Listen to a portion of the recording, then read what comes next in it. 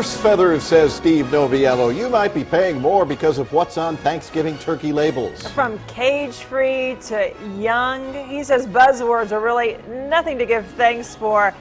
This surprises me. Good morning, Steve. Good morning to you guys. You know, everybody wants the perfect Thanksgiving turkey as a centerpiece to their feast. But here's the issue. Look, if you're running around looking for labels, you are certainly wasting time. You might also be wasting money. So let's start with two that are so common: cage-free and hormone-free. Both sound like a really good idea, right? Yeah, Here's the problem. All turkeys are raised cage-free. Yes. Turkeys aren't raised in cages. So to label one that says it's raised cage-free doesn't really actually mean it's any different from any of the other turkeys that you might find. Same thing for hormone-free, folks. Look, the USDA prohibits the use of hormones for turkeys. So to say this one is hormone-free, again, doesn't make it any different than any of the other turkeys that you might find. So it makes that claim quite meaningless. I will ask you this. If you have the choice, do you want to buy a nice young turkey, or do you prefer an older, more mature turkey? I just want a fat one. I have a personal affinity for things that are well-aged.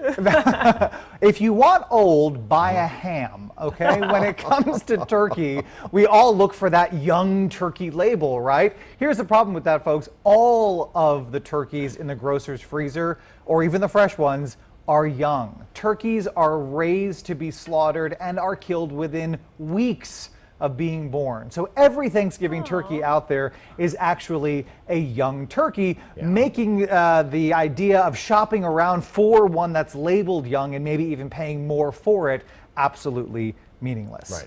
We do like to make sure that the turkey is raised in a humane way, and a lot of times you'll see labels that say, you know, humanely raised, humanely handled.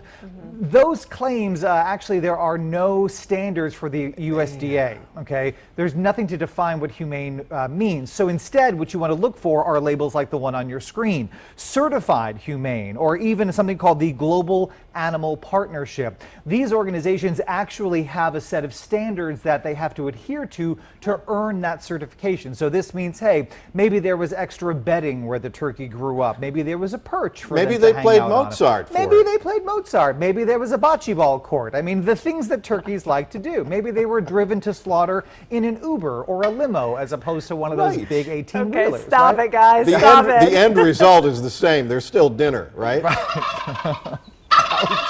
Yes, but in all seriousness, there is that humane element of it that really people want to make sure these animals are being treated well, even if, of course, the intention is to slaughter them to feed us, right? But you want to look for a label that has some sort of, for lack of a better term, meat behind its certification. You can look at a full list of labels right now with a link on my Facebook fan page, facebook.com/SaveMeSteve. I don't know.